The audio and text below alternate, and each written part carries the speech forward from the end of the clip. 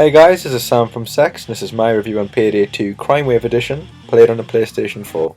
PayDay 2 Crimewave Edition is a remastered version of the 2013 cooperative first-person shooter, where you'll rob banks and stores, transport drugs, and break out prisoners to fill up your offshore account of as much money as possible.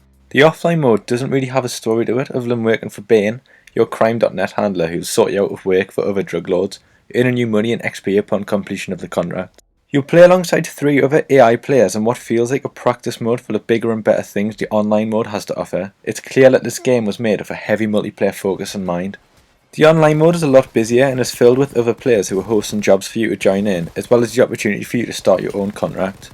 Players must work together in numerous high-styled missions to achieve their objective, whether it's opening a door to the safe or hacking into computers. As you can imagine, working in a team makes the missions go a lot smoother, as different players can possibly contribute to a certain section of a mission with more efficiency than yourself. The shooting more often than not feels like a spray and pray situation, as the bullets lack the impact they should have, and when you start off a low amount of ammo you'll be running dry a lot sooner than you initially expected. We all expect better visuals of remastered games, and although this version still doesn't look as good as it does on PC, it's a noticeable difference from last gen consoles achieving 1080p and 30 frames per second. Different teammates can also deploy different consumable items such as medkits or ammo bags to keep you in the fight longer, which also relies on teamwork. Upon completing the mission, you'll be rewarded with money and XP points depending on the difficulty of that mission, and one thing I liked is that you can experience any mission at any level. The remastered edition also comes with 16 months worth of DLC, which provides you with more missions, more masks, more weapons, etc.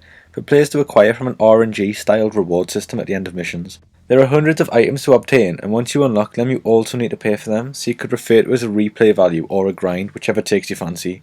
Players of many skill trees will apply their skill points: Mastermind, Enforcer, Technician, Ghost and Fugitive, all providing players with skills that will make them more useful during a heist, and with 95 skills to unlock, you will definitely be playing for a long time.